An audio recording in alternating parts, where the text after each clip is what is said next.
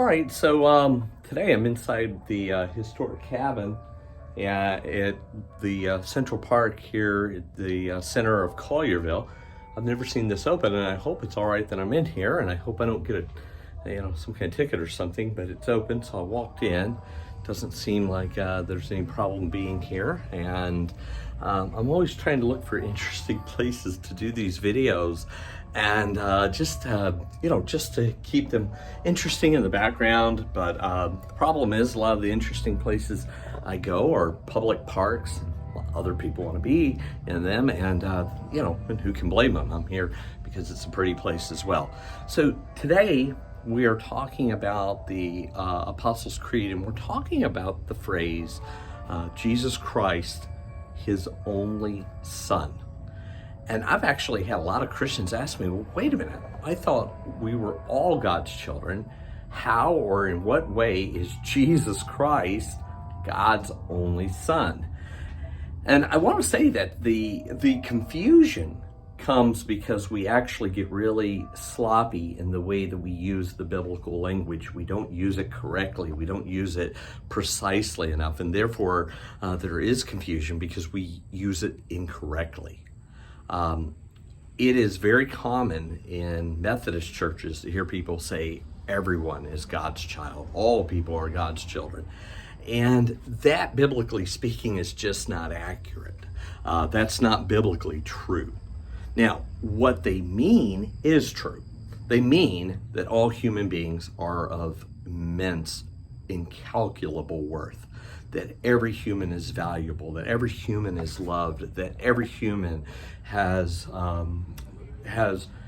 certain inalienable rights and value because of who God says they are. That is absolutely correct. But the biblical language that we use to express that is not that they are God's children or that we are God's children. The biblical language that tells us every human being is of immense worth is the language we get from Genesis 1. That every human being is created in the image of God. And because every human is created in the image of God, every human being has value. Every human being has rights. Every human being is loved and should be treasured and treated as sacred. So the language for that is that every human being is created in the image of God. Stepping out here and just looking around at the porch, so neat, just such a neat place.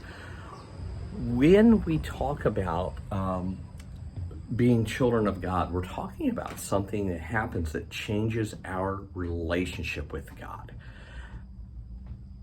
Technically speaking, only Jesus is by nature God's Son. He's the only one who, by his very being and his very nature, shares that kind of relationship with the Father. The Bible says that when we accept Jesus' gift of salvation, when we enter into the new covenant with him, we receive, wait for that tractor to go by, we receive the spirit of adoption, which then makes us children of God. In other words, we come to share with Jesus in his relationship to the Father through the spirit of adoption. Look, for example, at Romans chapter 8 or 1 John, which speak of this very thing. How amazing it is that we should become the children of God, the sons and daughters of God. John Wesley even so wanted to emphasize this point that he wrote 2 sermons on the spirit of adoption, talking about the grand gift of salvation that God does offer to the entire human race, and which becomes ours at the moment we receive salvation. We become adopted. We share with Jesus in his relationship to the Father.